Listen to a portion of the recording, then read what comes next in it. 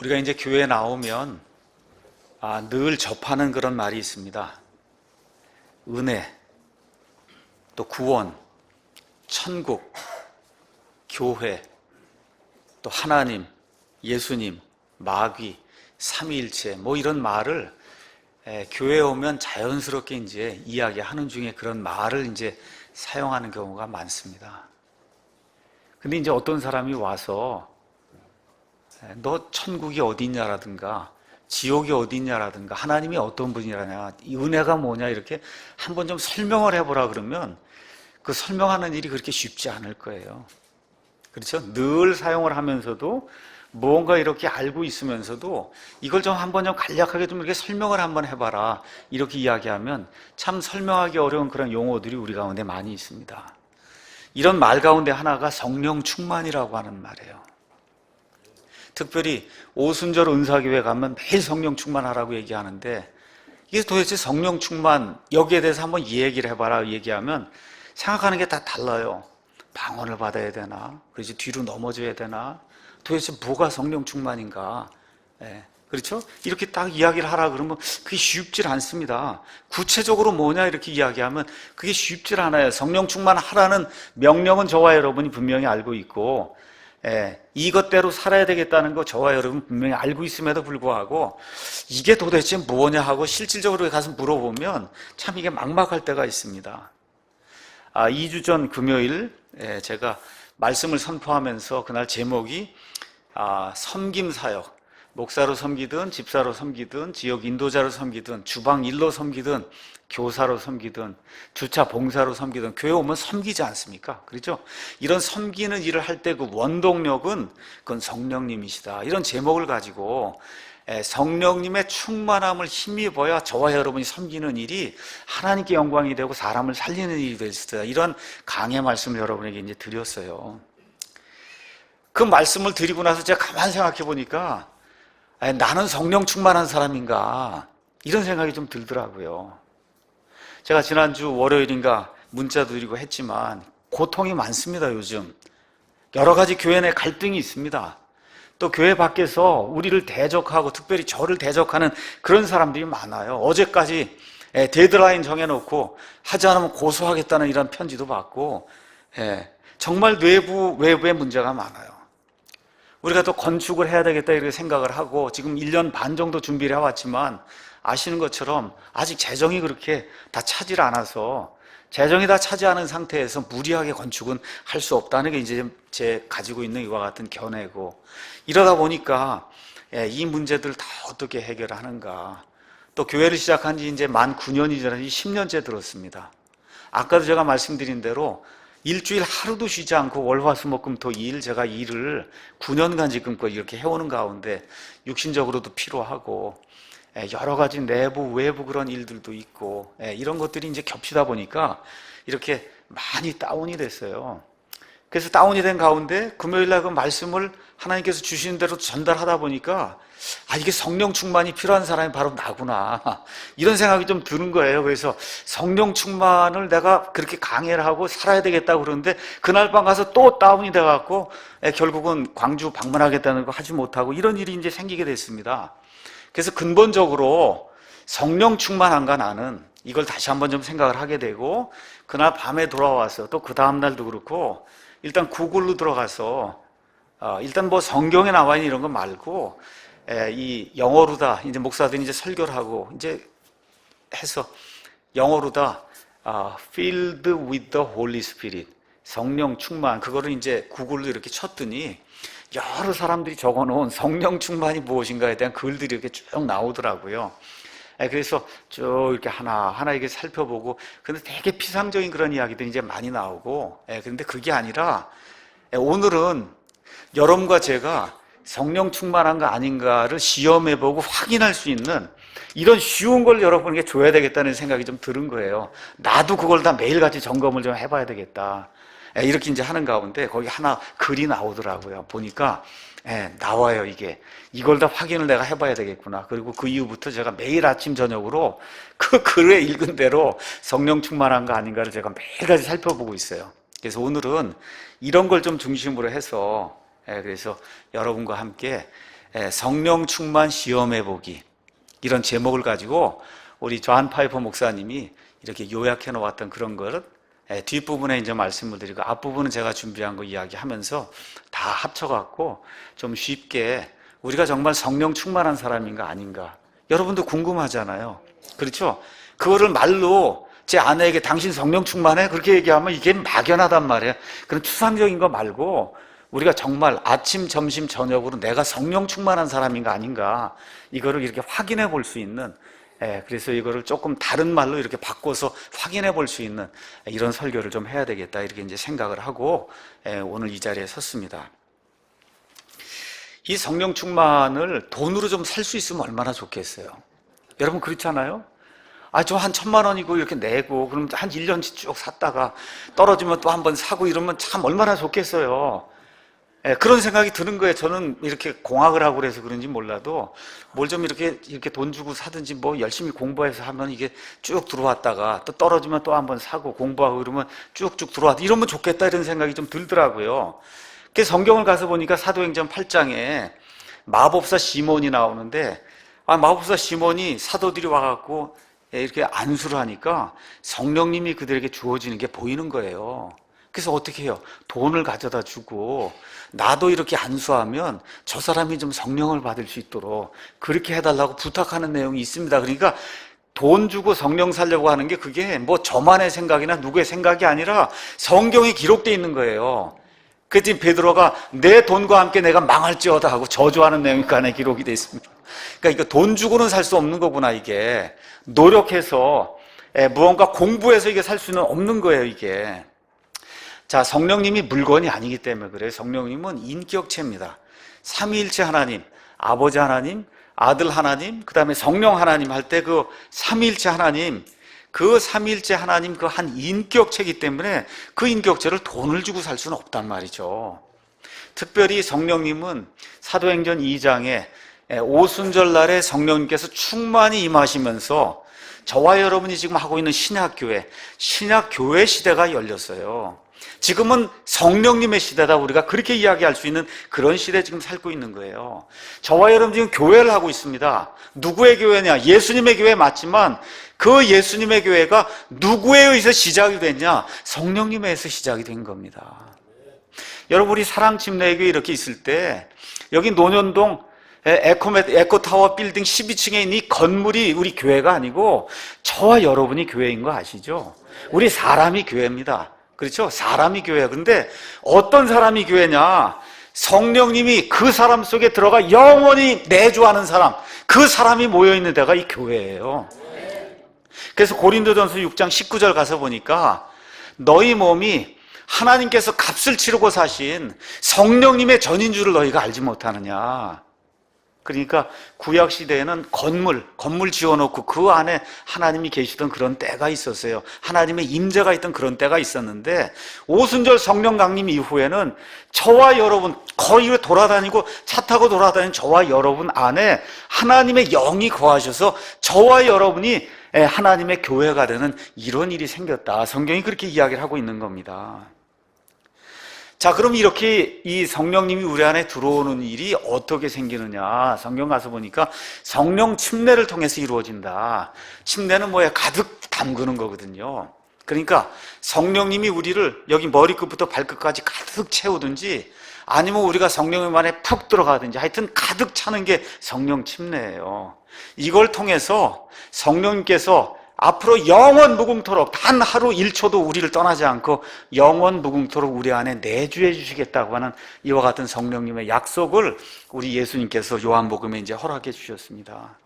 근데 이게 성령 충만 이렇게 생각을 하다 보니까 성령님이 이만큼 찼다가 시간이 지나니까 성령님이 쭉쭉쭉쭉 이렇게 줄어들고 이렇게 줄어들어서 그래서 결국은 성령님을 그냥 이렇게 사람처럼 표현하면 겨우 그냥 다리 한쪽만 우리한테 걸치고 그냥 막 성령님이 나가려고 하는 그걸 끄집어 드려야 되는 게 이게 성령 충만인가? 여러분 어떻게 생각하세요? 성령님이 그냥 막 도망가려고 그러는 거를 바지가랑이 잡아들고 그냥 해서 어떻게 꽉 잡아다가 나한테 온돈룩, 이게 성령 충만인가? 도대체 성령 충만이 뭔가? 우리가 생각하는 그런 성령 충만이 뭔가, 이런 거를 다시 한번 좀 생각을 해봐야 될 것 같습니다. 오늘 우리가 에베소서 말씀 읽었습니다. 거기 가서 보니까 15절에 그런즉 너희는 구원받은 성도들은 주의하여 어리석은 자가 아니라 지혜로운 자로서 조심스럽게 걸어야 된다. 그러니까 구원받은 사람 가운데도 지혜로운 사람이 있고 어리석은 사람이 있다는 겁니다. 이거 지금 너희는 얘기 나오니까 구원받은 사람이잖아요. 그렇죠? 구원받은 사람 가운데도 지혜로운 사람이 있고 그 다음에 어리석은 사람이 있다. 이걸 뭘로 구분하냐 보니까 주의하는 사람이 있고 조심스럽게 앞뒤 사방 전체를 다 살펴보고 이렇게 조심스럽게 걷는 그런 사람, 지혜로운 사람이 있다. 그 얘기하면서 16절에 시간을 되찾아야 된다. 날들이 악하기 때문이다. 지금 그렇게 기록하고 있어요. 여기 되찾는다고 얘기했는데 우리 기존 성경엔 아끼라 이렇게 이제 이야기하는데 그게 원래 뜻은 뭐냐 하면 돈을 주고 사와야 된다는 뜻이에요. redeem 한다는 뜻이에요. redeem은 누구에게 빼앗겨 있는 거를 찾아오려면 그럼 어떻게 해? 돈을 줘야 돌려줄 거 아닙니까? 그러니까 다시 말씀드려 우리가 모이기가 상당히 힘들어요. 현대시대에 모이기가 힘듭니다. 이번 금요일도 우리가 한번 모이자 그렇게 얘기했는데 많이 모인 게 70명 모인 거예요 우리가. 그렇죠? 그 한번 생각해 보세요. 정말 멀어서 못 오는 분도 있고 실제로는 게을러서 못 오는 분이 훨씬 많습니다.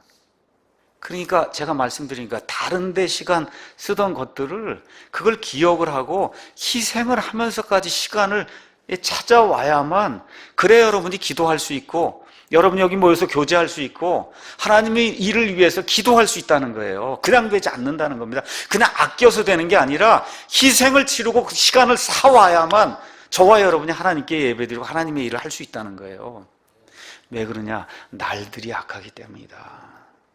지금 저와 여러분이 살고 있는 날이 여러분 앞으로 점점 좋아질 것 같습니까? 점점 나빠질 것 같아요. 성경에 따르면 점점 좋아져요, 나빠져요? 점점 나빠져요. 시간 찾기가 쉽지 않습니다. 어떻게 해야 돼요? 시간을 아끼고 희생을 해서라도 같이 모이는 데 힘을 쓰고 주님의 일을 섬기는 위해서 힘을 쓰려고 노력하지 않으면 시간이 절대 나지 않습니다. 자, 이렇게 이야기하면서 17절 가서 보니까 그러므로 너희는 지혜 없는 자가 되지 말고 오직 주의 뜻이 무엇인지 이해하는 그런 사람이 돼야 된다. 삶을 살아가면서 삶 속에서 하나님이 내게 주시고자 하는 하나님의 뜻이 무엇인가를 잘 이해할 줄 아는 그런 사람이 돼야 된다. 그게 지혜로운 사람이다. 그 이야기하면서 이렇게 지혜롭게 되고 주의 뜻을 알기 위해서 어떤 일들이 일어나야 되는가. 거기 18절에 술 취하지 말라. 거기에는 과도함이 있나니 오직 성령으로 충만하라고 하는 이런 명령이 이제 이 안에 들어 있습니다. 세상이 굉장히 악해요. 이러다 보니까 일을 이상하게 컴퓨터 쓰고 그러면 사람들이 다 편하게 산다 그랬는데 컴퓨터 쓰니까 더 바쁘게 살죠, 여러분. 그렇죠? 스마트폰 하니까 더 바빠요. 부부간에 얘기할 시간도 없어. 서로 이거 보느라고 정신이 없단 말이에요. 저희도 그렇고 다 그래요. 그렇죠? 날들이 악하고 너무나 세상에 이렇게 주의를 이렇게 끌어야 되는 그런 일들이 많아지고 이러게 되니까 일이 잘 안 풀리는 데도 많고 고통이 다가오니까 믿지 않는 많은 사람들이 뭐를 의지합니까? 술을 의지한단 말이에요. 직장 가서 너무 스트레스 받고 그냥 힘들고 그러니까 하여튼 직장에서 퇴근만 하면 밖에 나가서 동료들하고 또 친구들하고 모여서 한잔 하는 거예요. 왜 그래요? 기쁨을 얻기 위해서. 그렇죠? 기쁨을 얻기 위해서 그렇게 하고 있는 겁니다. 잠언 31장 6절에 가서 보니까 술의 용도에 대해서 이렇게 이야기하고 있습니다.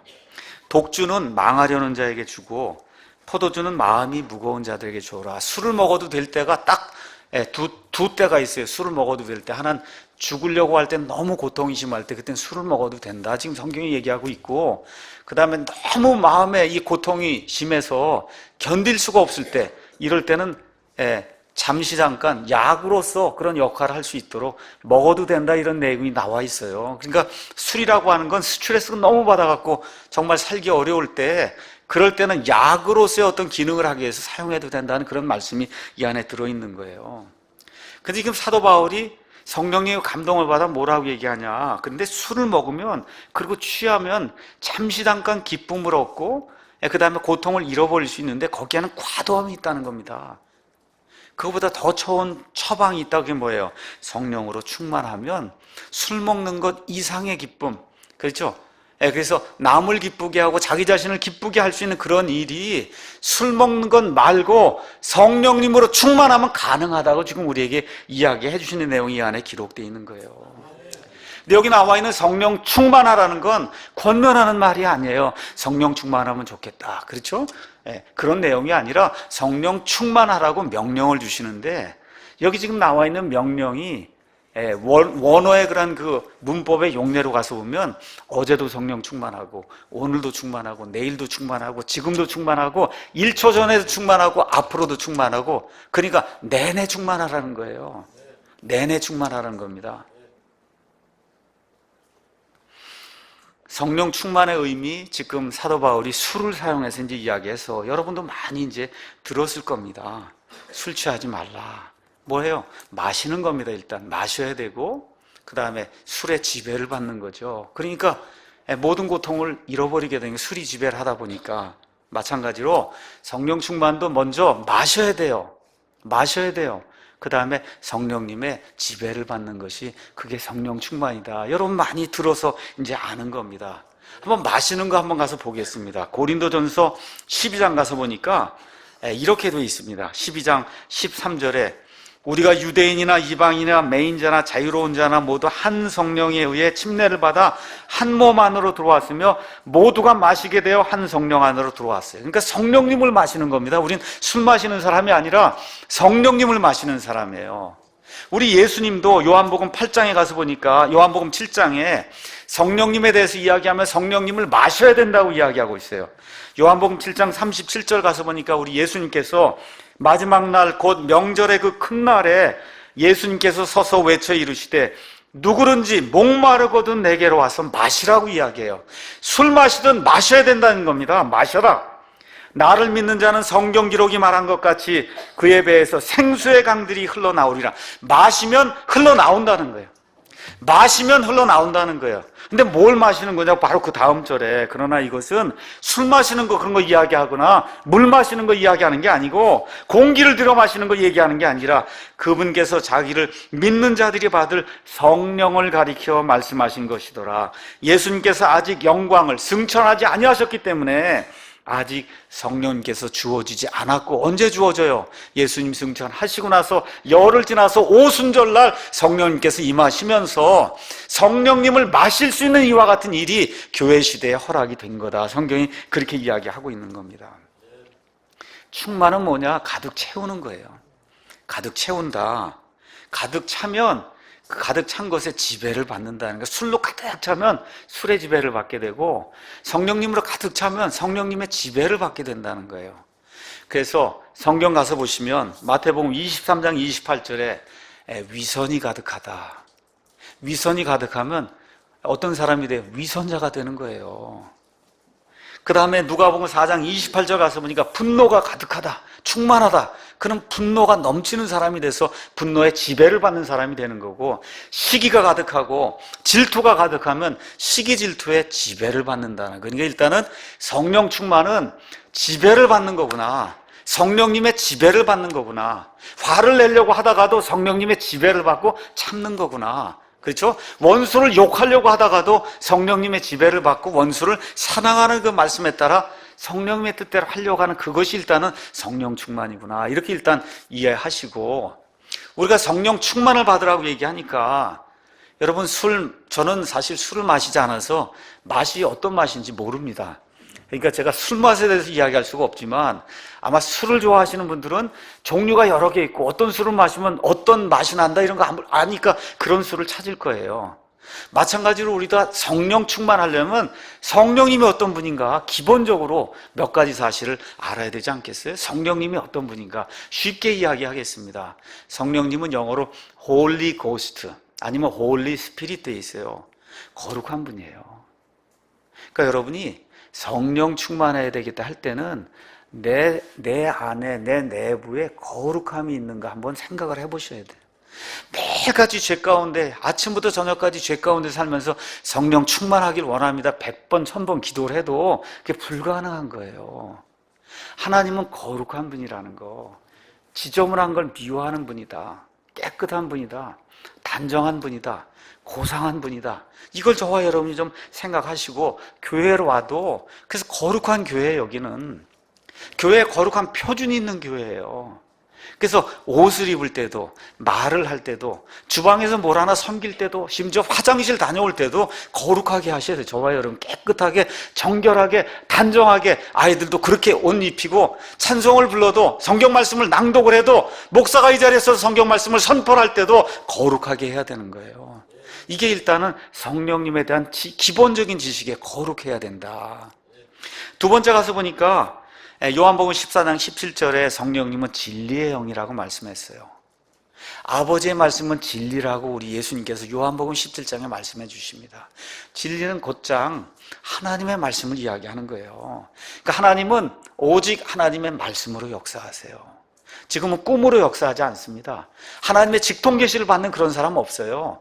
그런 것으로 역사하는 시대가 아니라 이제 하나님의 말씀이 온전하게 주어진 이 시대에 하나님은 진리의 말씀을 통해 역사하시고, 그래서 우리에게 말씀을 주셨고, 말씀을 보존해 주셨고, 또 저와 여러분이 말씀을 읽을 때 그 말씀을 이해할 수 있도록 도와주시고, 그 말씀을 기억나게 도와주시고, 이렇게 해서 결국 그 말씀에 복종할 수 있도록 그렇게 만들어 주시는 분이, 그런 분이 성령님이시다. 그러니까 진리가 성령님과 함께 하는 거기 때문에 그 반대가 되는 거짓말하는 거, 속이는 거, 그렇죠, 위선을 부리는 거, 이건 성령님과 아예 상관이 없는 거다. 이렇게 이해를 하시면 돼요. 자, 그럼 이 두 가지를 조합을 하니까 하나님은 거룩하시고 성령님은 성령님은 진리의 영이시다. 그 결과 맑은 정신이 우리에게 들어오게 돼요.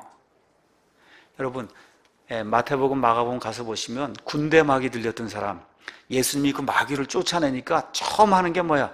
맑은 정신으로 돌아와서 옷을 제대로 입고 주님을 알아보고 경배하려고 하는 마음이 생기는 거예요. 그러니까 예수님으로 가득 차고 성령님을 가득 차면 맑은 정신의 소유자가 되는 거예요. 맑은 정신. 다시 말씀드려, 이 자제력을 잃고 그 다음에 질서를 잃어버리는 그런 모임이 되면 그 안에 성령님 없는 거예요. 여러분 이해하시겠습니까?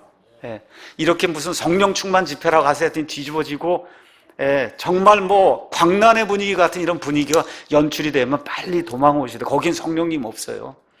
성령님은 맑은 정신, 자제력과 통제력과 질서를 유지하시는 분이 성령님이시다. 그래서 하나님은 혼란의 창시자가 아니에요. 화평의 창시자입니다. 그래서 맑은 정신으로 판단할 줄 알고, 맑은 정신으로 기도할 줄 알고, 맑은 정신으로 하나님의 말씀을 이해할 줄 아는 이와 같은 능력을 주시는 분이 우리 성령님이시다. 이렇게 이해를 하시면 좋습니다. 성령님은 또 우리가 고통당할 때 위로해 주시는 분이에요. 그래서 성령님의 메인 타이틀이 있어요. 타이틀이 뭐냐? 위로자예요. 위로자. 그러니까 저와 여러분이 고통당하고 어려움당하고 스트레스 받고 정말 죽고 싶다 그러고 이런 생각이 들 때 저와 여러분을 위로해 주실 수 유일한 위로자가 바로 성령님이시다. 기억하시고, 세상이 주는 그런 위로와 기쁨 있을 수 있습니다. 그럼에도 불구하고 술처럼 그거 먹고 있는 동안에만 기쁨을 주지, 그거 벗어나면 세상이 똑같지 않습니까? 그렇죠? 이것에서 벗어나서 영원한 기쁨과 위로를 주실 수 있는 분이, 유일한 분이 성령님이시다. 이걸 기억하시고, 이렇게 위로를 주시는데 우리 성령님의 특징이 있습니다. 그것이 뭐냐? 온유한 분이에요. 부드럽게 역사해요. 성령님 들어와서 와장창 하고 여러분 넘어뜨리고 하지 않습니다. 부드럽게 말씀을 통해 들어오셔서 이렇게 하는 것이 내가 원하는 거다 하도 부드럽게 온유하게 저와 여러분의 마음을 이렇게 찌르시지, 난잡하게 무슨 폭동을 부리듯 이런 방식으로 성령님이 일하시지 않는다. 그렇게 여러분 이해하시면 돼요. 그러니까 일단 계룡산 이런 거하고는 먼 거다, 이렇게 생각하시면 됩니다. 성령님 그냥 우리 일상생활에서 우리 삶 속에서 우리와 늘 함께하며 부드럽게 온유하게 우리 마음에 위로를 주시고 격려를 주시고 경고도 주시고 온유하게 부드럽게 일하시는 그런 분이시다. 성령님은 마지막으로 예수님만을 높이세요. 예수님만을 높이세요. 자기를 높이는 분이 아니에요. 그러니까 다시 말씀드려요. 저와 여러분이, 제가 목사로 설교를 하고 이 교회를 이끌고 나가도 영광이 오직 누구에게만? 예수님에게만 돌려져야 제가 성령 충만한 사역을 하는 거예요. 여러분이 무슨 일로 교회를 섬기든지 그 섬길 때 내가 영광을 받든지 이 일을 주관한 그 사람이 영광을 받으면 그 성령 충만한 일이 아닌 겁니다. 자, 이런 것들이 이제 기억을 하면서 이제 제가 오늘 말씀드린 대로 성령 충만 시험하는 거 어떻게 확인해 보는가, 이거를 여러분에게 좀 말씀을 드리도록 하겠습니다. 아마 제가 초등학교인지 지금은 모르겠어요. 중학교인지 옛날에 그 화학 시간에 리트머스 시험지 이런 거 사용해 보시죠? 여러분 있으세요? 그러니까 이게 산성이냐 알칼리성이냐 이것을 이렇게 집어넣어 보면, 그렇죠? 그러면 이게 변한단 말이에요. 그래서 제가 가서 찾아보니까 리트머스 시험지는 빨강색, 파랑색 이제 두 가지가 있는데, 파랑색은 우리가 보통 pH라고 얘기하죠.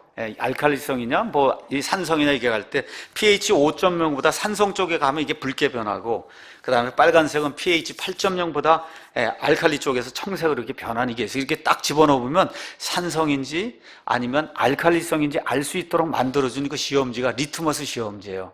여러분 한번 이렇게 아마 나이가 많지 않으시면 다 한 번씩 옛날에 과학 시간에다 사용해 봤을 겁니다. 자, 그래서 오늘 이 시간에는 조금 구체적으로 성령 충만 이렇게 추상적으로 말고 구체적으로 내가 성령 충만한 사람인지 아닌지, 아니면 내 처가 성령 충만한 사람인지 아닌지 이걸 좀 이렇게 구분할 수 있는 이런 방법. 그래서 그것도 아침마다 보고 점심마다 한번 살펴보고 저녁에 잘 때 오늘 하루 종일 성령 충만했나 이거 갖다 이게 리트머스 시험지 대듯이 이렇게 해보면 내가 알 수 있단 말이죠. 이거를 좀 여러분하고 좀 이렇게 같이 쉽게 이렇게 나누는 이런 걸 좀 한번 생각해 보면 좋겠어요. 그래서 아까 제가 말씀드린 대로 그날 밤에 가서 성령 충만을 영어로 가서 쭉 찾았더니 1981년 3월 8일 유명한 우리 존 파이퍼 목사님의 설교 노트가 그 안에 있더라고요.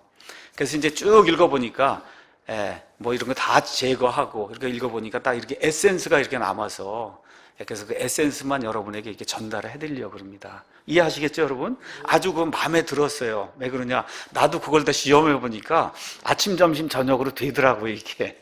내가 되니까 여러분도 될 거예요, 아마. 내가 오늘 성령 충만했나, 안 했나. 그래서 그걸 여러분에게 이제 말씀드리도록 하겠습니다. 자, 가서 에베소서 5장을 이제 다시 한번 가서 보겠습니다. 자, 지혜로운 자, 그 다음에 어리석은 자, 이거 이야기하고, 그 다음에 여러 가지 스트레스 받고 이렇게 하다 보면 세상 사람은 술 먹고 취하고 그래서 이거 푸는데 거기엔 과도함이 있단 말이에요. 그런 거 하면 안 된다. 성령으로 충만해라. 이렇게 이야기한단 말이죠. 맞습니까? 이게 끝나고 난 다음에 성령 충만한 사람의 표시가 바로 나오는 거예요. 시와 찬송가와 영적 노래로 너희 자신에게 속으로 찬송도 하고 시편도 낭송을 하고, 그렇죠? 영적 노래를 부르라는 거예요. 마음속에서 주님께 노래하고 선율을 만들어라. 지금 이렇게 나오는 겁니다. 여러분 기분 나쁜 사람한테 축 처져서 스트레스 받은 사람한테 가서 노래 불러주고 그러면 어떻게 해요? 쫓겨나요. 그렇잖아요? 그 지금 여기 나와 있는 게 왜 성령 충만하면 일단 노래가 흥얼흥얼 나온다는 거예요. 일단은. 그렇죠? 노래가 나온다. 이게 뭐예요? 기쁨이 있다는 거예요. 그러니까 첫 번째 시금석은 뭐냐? 일단 기쁨이 있냔 말이에요. 노래하라는 얘기는 아니고요. 일단 기쁨이 좀 있냔 말이에요. 그러니까 아침에 일어나서도 정말 일어나서 정말 기쁜가? 점심 때 점심 먹으면서 다니면서 내가 정말 기쁜가? 저녁 때 잠자리에 들면서도 오늘 하루 종일 내가 기뻤는가? 여러분 기쁘다는 거가 고통이 없다는 게 아니에요. 여러분 잘 들어요. 스트레스가 없다는 게 아니에요. 스트레스가 있습니다. 고통이 있어요. 고난이 있어요. 대적하는 자들이 있어요. 그럼에도 불구하고 이기고 나갈 수 있는 소망이 있냐 그 얘기입니다. 이게 있으면 성령 충만한 거고, 거기 푹 쳐져갖고 하루 이틀, 일주일, 열흘, 1년이 돼도 5년이 돼도 그걸 벗어나지 못하면 그건 성령 충만이 아니죠. 맞습니까 여러분? 하루 이틀 사람이기 때문에 축 처질 수 있어요. 사람이기 때문에. 그럼에도 불구하고 축 처졌다가 다시 올라가서 이렇게 쭉 올라가고 또 처졌다가 올라가고 해서 인생 전체를 보면 항상 하늘 쪽으로 올라가는 그런 인생이 돼야 그게 성령 충만한 그런 인생이다. 이렇게 이제 말씀을 드릴 수 있는 겁니다. 자, 그러면 여기 나오는 기쁨은 여러분 옥에 갇히고 악한 자들이 비방을 듣고 정말 아닌데도 그랬다고 이런 얘기 듣고 법정에 오라 그러면 여러분 그거 좋습니까? 안 좋단 말이에요. 그런데도 기뻐하라고 얘기하니 이 기쁨은 인간의 힘으로는 낼 수 없는 기쁨이죠. 그렇죠? 아니 인간의 힘으로 어떻게 그런 기쁨이 나와요? 그러니까 지금 이런 데 나오는 기쁨은 어려움과 고통 이런 거 있음에도 불구하고 성령님이 주시는 기쁨이라는 거죠. 그럼 성령님의 기쁨이 뭐냐? 아버지 하나님, 아들 하나님, 그 다음에 성령 하나님, 이 세 분이 세 하나님이 아니라 세 인격체가 지금 한 하나님을 이루고 있어요. 그래서 어떻게 서로 사랑하고 기쁘고 그 다음에 평안을 나눌 수 있는 그런 존재로 지금 이 하나님이 계시는 거예요. 그러니까 이 한 하나님, 그 안에 세 인격체 안에는 슬픔이라는 게 없어요. 한번 생각해보세요. 하나님 안에 무슨 죄가 있어요? 슬픔이라는 게 있을 수 없어요. 항상 이 세 분이, 예를 들어 성령님이 아드님하고 이야기하든지 아드님이 아버지하고 이야기하든지 아버지가 성령님하고 이야기할 때 항상 기쁜 거예요, 여러분. 그 기쁨이 우리의 기쁨이 돼야 된다, 그 얘기를 하는 거예요. 내 기쁨이 아니고 내 속에서 내가 만들어내는 그와 같은 창출에는 그런 기쁨이 아니라 아버지 하나님, 아들 하나님, 성령 하나님 사이에 영원 무궁토록 존재하는 그 기쁨, 내가 어떤 상황이 있더라도 하나님이 주신 그 기쁨, 그 기쁨으로 노래할 수 있는 그런 사람이 돼야 된다는 거예요. 어려운 일 당하는데 나는 너무 좋습니다, 그런 사람이 어디 있어요? 바보가 아닌 한. 그렇죠? 재정적인 어려움이 생기고 정말 내가 하지도 않았는데 그런 일을 했다 그러고 법정에 오라 그러고 모욕죄 받아야 된다 그러고 뭐 이렇게 하는데 그 좋아할 사람이 어디 있습니까? 그럼에도 불구하고 어떻게 해요? 하나님의 기쁨을 가지고 올라가야 된다. 하루는 처질 수 있지만 계속해서 올라가는 그러한 삶을 우리가 살아야 된다는 거죠. 그러니까 기뻐할 수 없는 상황에서 기뻐하는 거, 이게 성령 충만이다, 그렇게 성경이 이야기해주고 있는 거예요. 왜 그러냐? 성령님으로 충만한 그 사람들의 모습을 보니까 항상 기쁨이 넘쳤다는 겁니다. 우리 한번 가서 사도행전 6장 보겠습니다. 사도행전 6장에 가서 보니까 하나님의 말씀을 전하다가 그리고 매를 맞고 그리고는 결국은 쫓겨나는 그런 일이 생깁니다.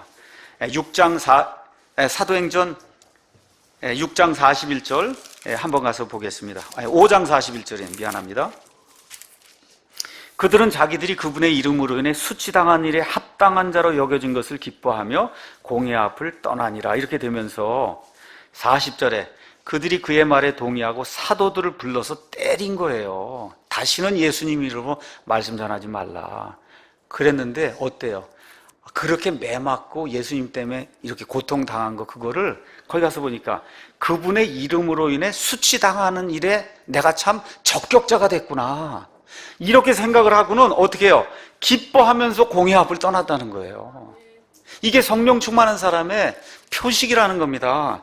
13장 52절 가서 보니까 여기에도 또 똑같은 말이 나옵니다. 13장 52절 가서 보니까 바울과 바나바가 열심히 하나님의 말씀을 전하는데 유대인들이 와서 방해를 놓고 이렇게 해갖고 쫓겨나는 일이 그 안에 생겨요. 그래서 50절 유대인들이 독실한 귀부인들과 도시의 주요 인사들을 선동하여 바울과 바나바를 핍박하게 하고 그들을 자기들의 지역에서 쫓겨날 때 그들이 저들을 향하여 자기 발에 먼지를 떨어버리고 이고니움으로 갔단 말이에요. 근데 투덜투덜대거나 불평한 게 아니라 제자들이 기쁨과 성령님으로 충만하더라. 쫓겨났는데도, 그렇죠?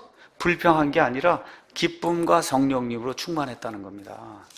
여기에 대표적인 사례가 사도 바울의 빌립보 감옥에 갇혔던 그런 사례예요. 바로 옆으로 넘어가서 16장 25절 가서 보니까 근거 없는 이와 같은 그 이유로 인해서 매를 맞고 지금 감옥에 갇히는 그런 일이 생겼는데 25절에 한밤중에 바울과 실라가 기도하고 노래로 하나님을 찬양하며 기뻐하는 일이 생길 때 지진이 일어나고 감옥 문이 열리고 결국은 감옥의 그 간수와 그 온 가족이 구원받는 아름다운 일이 그 안에 생기게 됐거든요.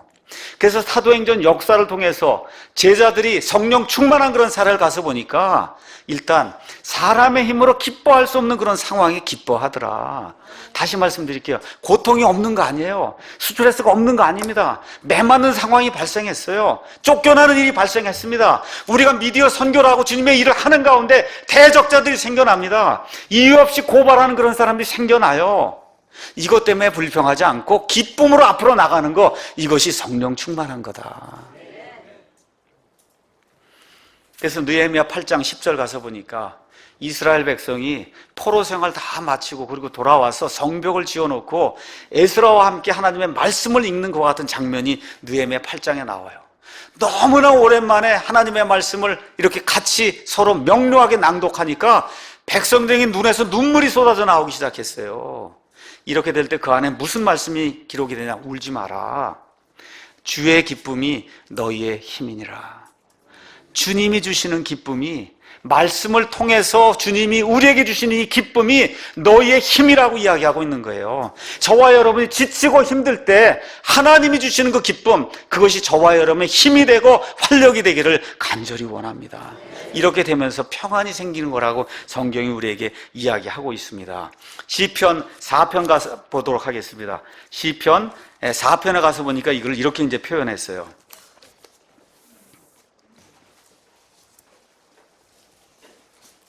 주께서 7절에 내 마음속에 두신 기쁨은 그들의 곡식과 포도즙이 불어날 때의 기쁨보다 더 크니이다.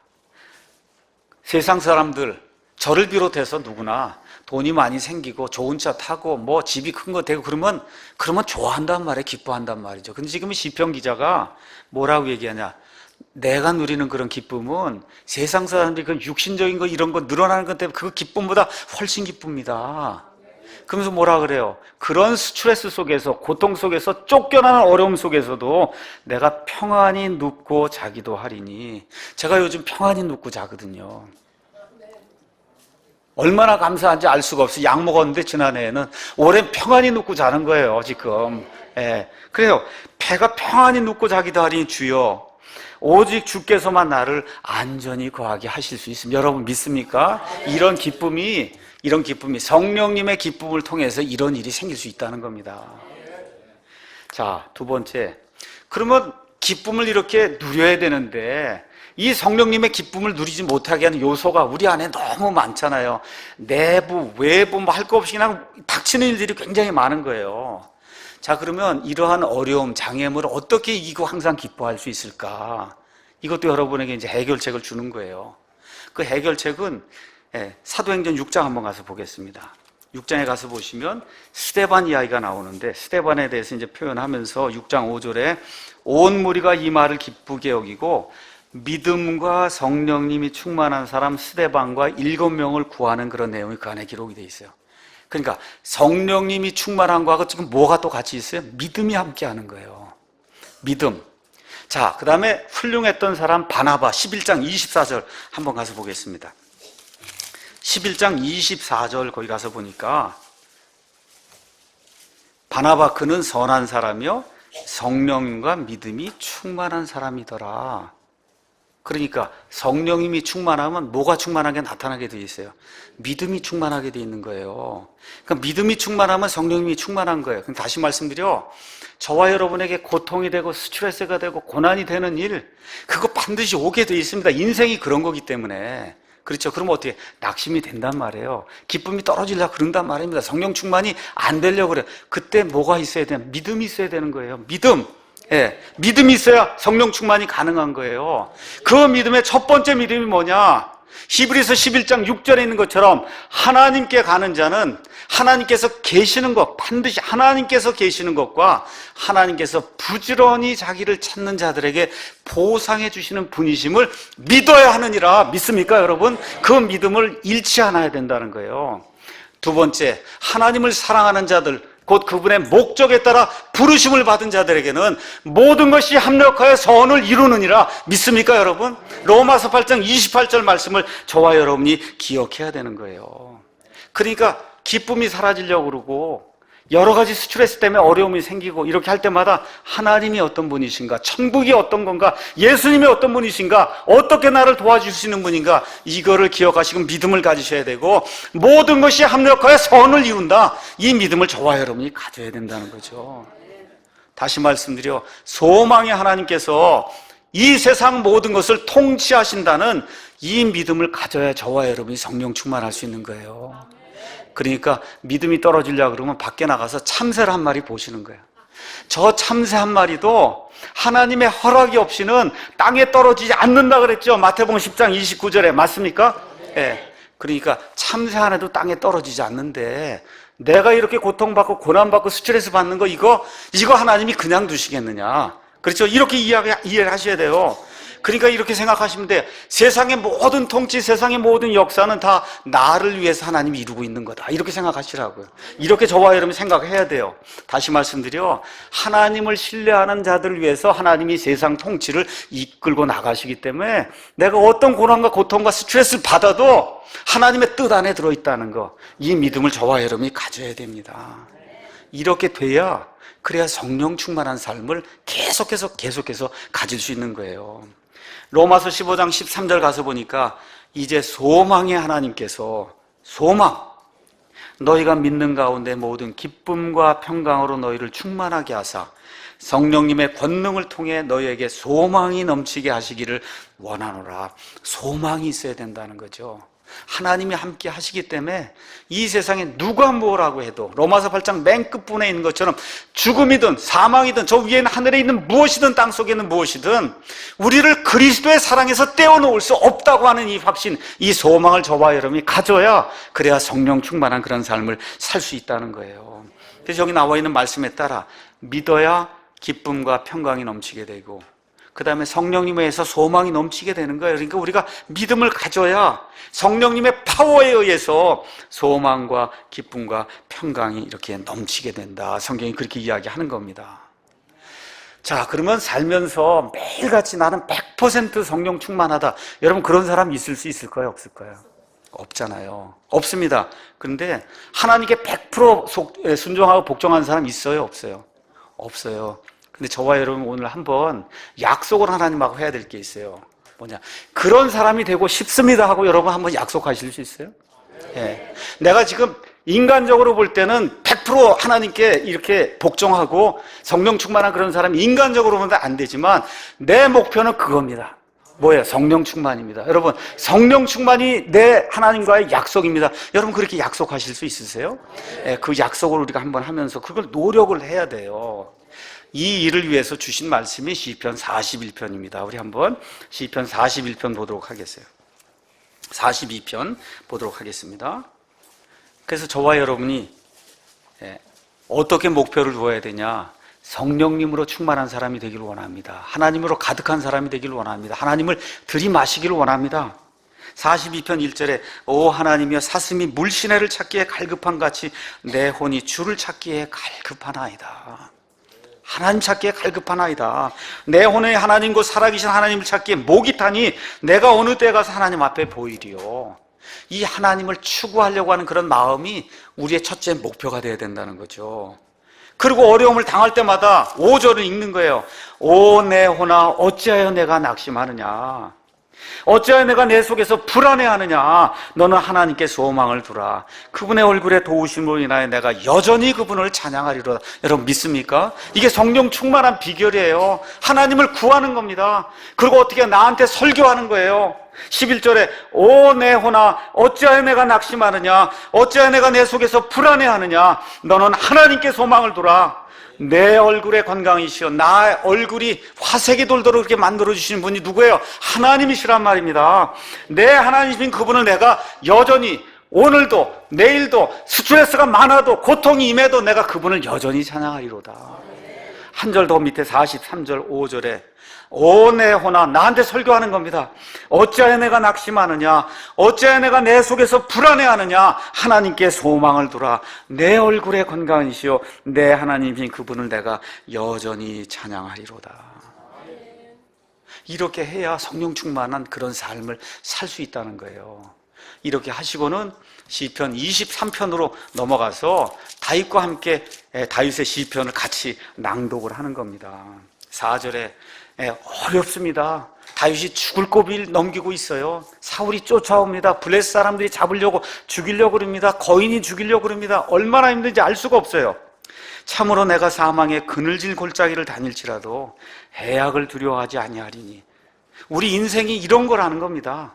마귀 때문에, 그렇죠, 궁극적으로 마귀 때문에, 내 육신 때문에, 세상의 적들 때문에 사망의 음침한 골짜기를 매일같이 통과할 수밖에 없는 게 인생이다. 그래도 내가 마귀가 가져준 이런 해악을 두려워하지 아니하리니 주께서 나와 함께 계시며 주의 막대기와 주의 지팡이가 나를 위로하시나이다. 이렇게 될 때 어떤 일이 생기냐? 주께서 내 원수들의 얼굴 앞에서 내 앞에 상을 차려놓는 거예요, 하나님이. 그 원수가 얼마나 질투하겠어요. 그렇죠. 저거 죽이려고 저걸 들고 노력하고 있는데 하나님이, 내가 차리는 게 아니라 하나님이 큰 잔치상을 베풀어 주는 거예요. 내가 이 사람을 위하니까 너가 나쁜 자다 하고 이렇게 이야기하는 거예요. 그리고 기름을 내 머리에 바르시니가 아니라 부어주시는 거예요, 여러분. 이렇게 바르는 게 아니라 부어주시니 내 잔이 넘치나이다. 믿습니까, 여러분? 내 잔이 넘치나이다. 내 평생의 선하심과 긍휼이 정녕 나를 따르니 내가 주의 집에 영원히 거하리로다. 자, 결론 말씀드립니다. 아침에 일어나면 기쁨이 있나? 아시겠죠? 기쁨이 있나? 기쁨이 없는 것 같아요. 그거 어떻게 하나님을 구해야 돼요. 예. 하나님께 나아가면 하나님이 계시는 그 사실을 믿고 나가면 부지런히 찾으면 보상해 주신다. 그렇죠? 하나님의 뜻에 따라 그분의 목적에 따라 부르심을 받은 자에게는 everything, 모든 것이 합력하여 선을 이룬다. 맞습니까? 참새 한 마리도 하나님의 뜻이 없이는 땅에 떨어지지 않는다. 믿음을 가져야 돼요. 그래서 어떻게 이 가운데 소망을 갖게 되고, 그래서 다리 쭉 뻗고 자는 평안이 이루어지는 거예요. 아침에도 그러고 점심에도 그러고 밤에 집에 가서 잠자리에 들 때도 오늘 기뻤나? 오늘 내가 믿음을 가지고 살았나?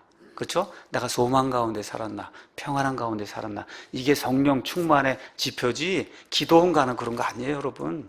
뒤로 넘어지는 거 아니에요.